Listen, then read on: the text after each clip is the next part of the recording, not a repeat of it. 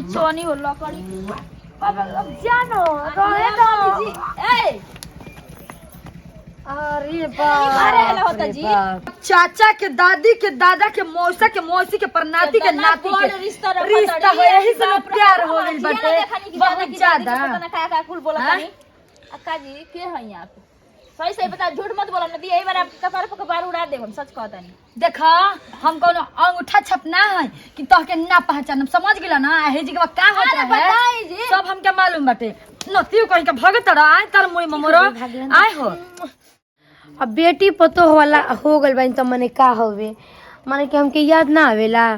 हां सच में हमहू प्यार कइले रहनी आज भी हमरा खातिर के तैयार रहेला आ चाहे पहले हूँ भी तैयार रहल आई ई उम्र में माने ई उम्र के हो गए बेटी पतो वाला हो गए लेकिन जाने तो फिर भी देखेला आ देखेला तो सच में एकदम रोवाई आ जाला।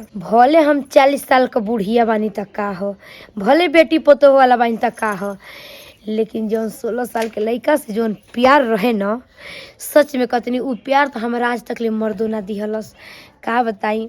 अब कैसे लड़का फैका भइल का भइल अब छोड़ा सब कहला से कोनो मतलब नहीं खे लेकिन कभी भी तैयार रहेला आ चाहे मतलब जानी ना देखेला तो सच में इतना रोवाई आवेला ना कि का बतलावे ओकर प्यार एकदम साला जब लेके कोरा में हमके सुतावे ना तो हम का कहीं बाकी अब बेटी पतो के लाज लिहाज देखतनी ओकर नंबर बा एक बिचौगर तो दिल ना रहे लेकिन हम डरने ना फोन लगावे नहीं कहे नहीं कि मानता नहीं कि कहीं से कुछ उल्टा सीधा तो हम का कह सच में लगा के बतिया लेता नहीं कोनो बात नहीं के बहुत याद आवताटे।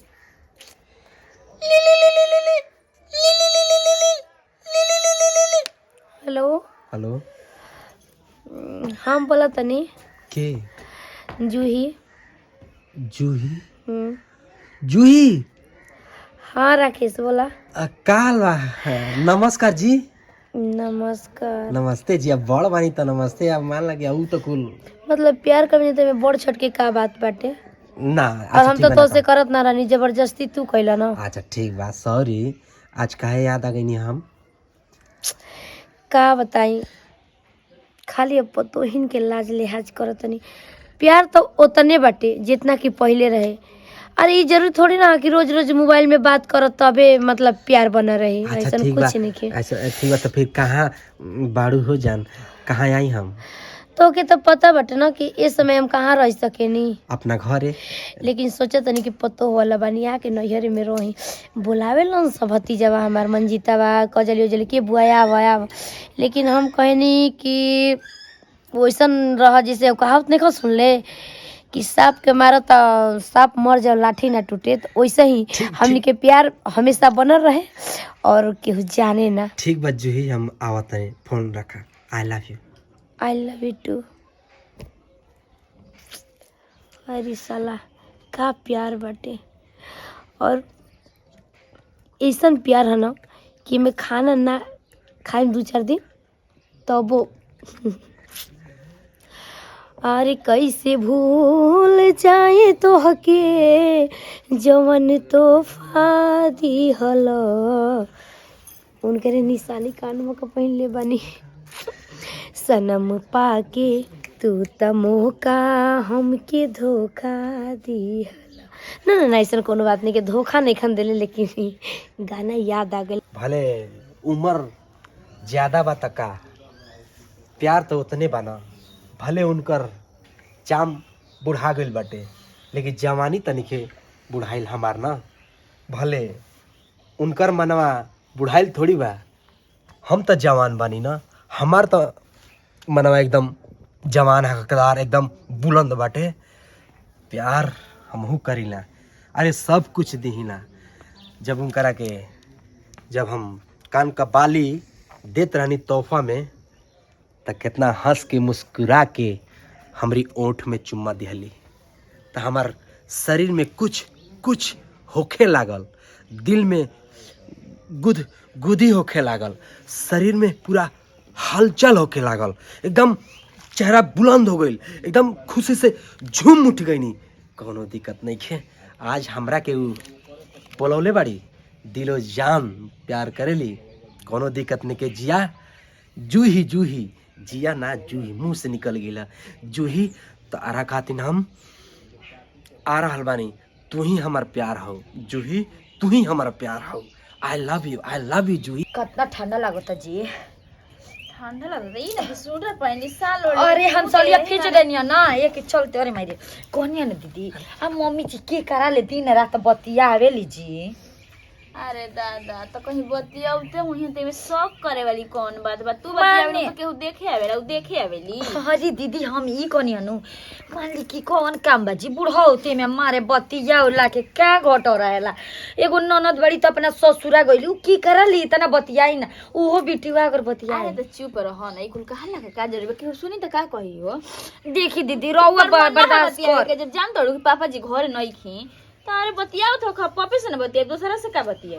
दीदी हम इतना जवान बनी हमार मर्द छोड़ के गइल बाड़न तो हमारा मतलबे ना रहेला हम बतियेबे ना करी। सब तोरा जैसे बारे हफलेट तो मारो बतियेबे ना करी ना दीदी भैया जी गइल बाड़न छोड़ के दो तो का करे जी कितना बतियावे बाकी हम दिन भर बतियाए तो काम ना होई। हमके ठीक ना लागेला दीदी मम्मी जी बतियावत करनी दिन रात खराब लागेला जी। बिगड़ल न जाता बताओ पहले इतना ना बतियावत रही है अब लागता कि इतना उ जवान 16 साल का बिटिया भले। अच्छा जान तनी दीदी ना देखल जाला यही से हम कहतनी हमरो खराब लागता न तो हम ना कहती केहू बतियाओ चाहे कुछ करो ओसे से का मतलब बाटे। चलो जाए तो खाना वाना देलू है उनके। हां दे देनी खाना खइलते रहनी तले फोन आइला खाना छोड़ के निकल गई। कुल ना देख अब छुप छुप के तू 24 घंटा देखबी कि कहां बतियाओ तरीका कर तड़ी तो दुख ना होई रे कि पतो ये लुका चोरा के देख तड़ी स जा कुछ काम हम कर ई त बात सही कहत रहनी। हां आओ तनी दुआरा से। अच्छा ठीक बा जाई जल्दी आइम दीदी। झाला न इहो दीदी जी ना मानी ना घूमत चली ना जा जैसने सास वैसने पत्तो बताओ हम कह के काम कुल मरी आ ई बुढ़िया पतोहिया दोनों बतियावत मरसन आ बतियावसन हमार का जता हम तो भैया अपना मरत सिवा केहू से ना बतिया ना कौन काम उनकरा के टाइम देले बानी अभी तक ले ना अइलन। हां हम चाहतनी ना कि मने केहू जाने मती लेकिन का करिए सन इनकर प्यार बना कि ना रात लौकता ना बिरात लौकता ना दिन ना दोपहरिया कुछ ना बस हमरा तो बस उनकर प्यार लौकता और कुछ ना। पता ना इनकर कौन विटामिन बाटे ना कि ना बतियावा ना त कमजोरी महसूस होखे लागेला बुझाते नइखे फोनो नहीं लगा सकत रास्ता में होइयन फिर का हम डिस्टर्ब करी उनकरा के। हकिया लड़ावा बहुत बात नहीं खे अखिया लड़ावा बहुत बात नहीं खे नजरिया चुरावल बहुत बात नहीं खे केहू के रोवावल बहुत बात नहीं खे रोवा के हंसावल बहुत बात नहीं खे हंसा के रोवावल बहुत बात हो। अब बेटी पतो वाला हो गल बानी तो मने का होवे माने कि हमके याद ना आवेला। हाँ सच में हमहू प्यार कैले रहनी आज भी हमरा खातिर के तैयार रहेला आ चाहे पहले भी तैयार रहल आ ई उम्र में माने ई उम्र के हो गई बेटी पतो वाला हो गई लेकिन जाने तो फिर भी देखेला आ देखेला तो सच में एकदम रोवाई आ जाला। कोनो दिक्कत नहीं कि बाप रे बाप हमार प्रेमिका का हमार लवर के इतना दूर घर बा ना कि गोठाई चट्टी पर से उतर के 2 किलोमीटर पैदल चले के पड़े ना गाड़ी घोड़ा ना टेम्पू ना एका ना मोटरसाइकिल वाला। अब कचिया रास्ता में मोटरसाइकिल चलिया सब बैलगाड़ी चलिया सब गाड़ी रही तो हम नगरा से रसाड़ा पर गाड़ी पकड़ के आके छतरपुरा में रह जाती लेकिन कॉमन जब से हम बेलथरा रोड से चलल बानी रसाड़ा आईनी नगरा आईनी कहीं ना गाड़ी मिलल हमारा के 2 किलोमीटर पैदल चले के पड़ल। कोनो दिक्कत नहीं खे जब बुढ़िया के हम पटाई ले ले हई हमार माल हई और दिल हई तो कोनो दिक्कत थोड़ी बाटे प्यारे ना बाटे। अरे दिलवा खुशी से लागल। हाँ ये जगह यह जब से पहले मिलल रहनी 6-7 महीना पहले बोली का डर लगा था अनजान मतलब ये को सब हमके समझत हुई ए हाजी हिताना हितना ये आ गई नी की हाजी नमस्ते नमस्ते नमस्ते जू मौसी हमारे जू रहेली ओ अम्मा जी नहीं की घरे नहीं खी ना तो काम बा उनकरा से कुछ काम बा बोलौले बानी हमरा के उ घर में खूब खड़ियाला में बोला दी हमरा के ठीक बा बोला दी हां बोलाई बैठल बनी जी ठीक बा रउआ बैठी क्या जाना कौन आके डायरेक्ट घर में घुस गेली कौन आदत मम्मी जी ए मम्मी जी खोनी में रहिना देखत बैठा दे अच्छा कौन मम्मी जी ये के है मम्मी जी ऊ हमार नानी के आजी के काकी के दादी के लड़की के लड़का के लड़की के लड़का हो। हाँ इतना लंबा ठीक बा तो पानी उनी लिया तनी ठीक बनू हाँ जब पानी पी के लिया ये जान तू हंस के बोललू ए जान दिलावा में दिलावा डरा गोलनी राते बोल मुआ हो बड़ी मारे मरल केहू नया आइल बचावे हो आ तूर देलस नथिया या तूर देलस टीका आ कोइल हमर सिंगार सब पड़ल बा फीका। आज से कोनो दिक्कत परेशानी थोड़ी बाटे। अच्छा ई बताओ जूही तू ही खाली हमार काहे याद करेलू ये हमर छोटकी पतो हो रहली हवे शौक उक तो कोनो ना ना बता देनी हो बड़ी बड़ लंबा चुका रिश्ता जोड़नी हो। अगर बता दे ना कि मौसी का लेके तो सब शौक कर लगे तो कोनो दिक्कत नहीं है दूर करे। अरे तू हवा हमर सर्दी के दवाई आ मिले आ गइलो ना तो धइले रहुए बाई। कोनो दिक्कत नहीं है हमारा बाइक थोड़ी ई तोहरा बाइक जूही तोहरा हम बाइक अपने के कहतनी बस।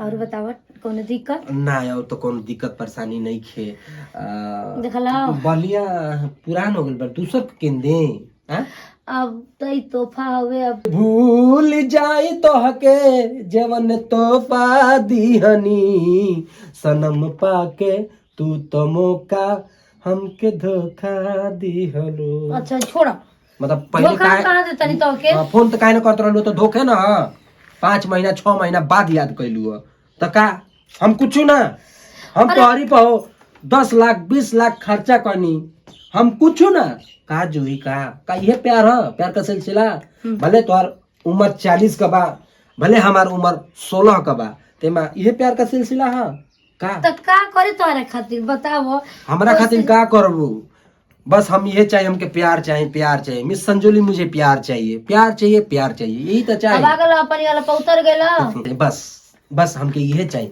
तू हमरा से सब कुछ लो सब कुछ संजोली के मने एक बार चोली का किन के दे देलो तार बार बार वही याद आवेला ना का करे अब प्यार खातिर प्यार जैसे रही वैसे सिलसिला अपन चलत रही।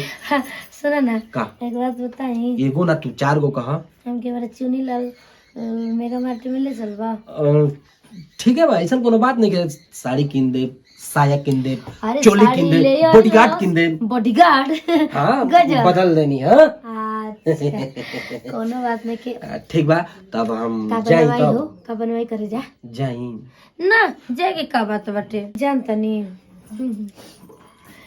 आ कवना देवता के गढ़ल सवारल हवा हमरे खातिन जमीन पे उतार मौसी तब ठीक बाटे अरे हाँ जी क्या बड़ पतो है हमर नमस्ते जी के है मम्मी जी अरे ई एक तरह से जीजो लागेलो न एक तरह से लइको लागेलो दूर का उ हैं जैसे कि हमर नानी के आजी के काकी के दादी के आजी के मतलब भौजी के भौजाई के मन चाची के नानी ऐसा कुछ ढेर लंबा रिश्ता हो गेल है ना माने कि मामा का लइका अच्छा कोनो बात अब हम कुछ लेके आओ तनी अब है न रहल जला के उकी लग भाभी जी का पूछा चाहते हो पानी नहीं पिए नहीं हां हां पी लेल बनी हम एगो बात बताएं का बुढ़िया काहे हमसे कुछ छुपावे लीजी ना छुपाल का मौसी लगिया ने मतलब का मैं छुपा को बटे ना बड़ रिश्ता हम तो मान ली कि पहले के आइल बनी अब कबू का आई लेकिन कुल रिश्तेदारी जाना तनी जी, लेकिन ई तो कबो ना सुनले रहनी हम। बहुत दूर के रिश्तेदार हैं, रहुआ ना जाना काहे की मामा का लड़की का नाती ने का सब ओकर हैं हम, ठीक बा। अरे तनी बाबा का परदादा का नरदादा का सब कर हैं, ठीक अरे बा। दादा इतना बड़ रिश्ता रखत तो रखी लगत है। हमके जाते नहीं लेट होता घूम लेनी बस ये हमके अच्छा ठीक बा। घर द्वार बहुत बढ़िया बटे, मौसी बहुत ठीक बेटी है, मैं बस समाचार लेवे आइल नहीं, ठीक बा। नमस्ते जी। नमस्ते। बाप रे बाप, हमके तो कुछ उल्टा पूछा मारे गाना गागा के करी कहानी पर हाथ रख रख के सुनावत रही है बुढ़िया। चलो ठीक है बाटे। अब जाए जाए के घर अभी ये कुल रह गल अब बाटे। का करी याद आ तो के तम कने के जे रह का दिक्कत कोनो दिक्कत रहल का? दिक्कत नहीं के दुगो भौजी बाड़ी या शक करतई जा जा ये ना खेलत रहनी जे तो प्यार कइनी एक जा। हैंगन चुम्मा देगा हैंगन अरे आहा बाप। कितना नीक लागता ना। यही गने हम रहती जईती, लेकिन का सकियन आदमी घर में पड़ल बाटे। अरे कोनो बात नहीं के बहरी के बानी जे कौन हां बथता बथता बथता ए मरिया ए राजा बथता। एक और चीज हां ला और गिरे के कितना अच्छा लागेला, कितना तनी चोनी हो लकड़ी। अब जानो रहे दो जी। ए अरे बाप अरे हेलो होता जी। चाचा के दादी के दादा के मौसा के मौसी के परनाती के नाती के रिश्ता रिश्ता है, यही से लोग प्यार हो गइल बाटे बहुत ज्यादा। का का कुल बोला तनी अक्का जी के है यहां पे? सही सही बता, झूठ मत बोला, नहीं यही बार आपके कपार पर कपार उड़ा देब, हम सच कहता नहीं। देखा हम कोनो अंगूठा छपना है कि तोहके ना पहचान, समझ गेला ना हे जी के का होता है बताई जी। सब हमके मालूम बाटे। नतियो कहीं के भगत रहा आय तार मुई ममरो आय हो का ये मम्मी जी रवा के लाश शरम बाकी ना भर के पी गई सामने रही का का कहता नहीं आप सही में कह ढेर जवानी आत होत रहे। सोचा तारू जाना वैसन कुछ नहीं खे। अब सोचे वाला का बा सामने लोग कुछ दब का हो गइला कुछ होइए नहीं खे। यही मेरा पापा के फोन करके ना कह देनी ना तो कहब कि का कहत पापा के ने फोन करके ना रवा के घर से निकलवा देन त कहब कि का कहत रहो असल नागिन ना। हमार भतार हमार कहल न सुनी कि तोहनी के कहल सुनी। अब जौन फायदा हमारा में बा उ फायदा तोहनी में नहीं के ना। और तोहनी का जानतो तोहनी से पहले खुद हम फोन मिला के बतिया ले।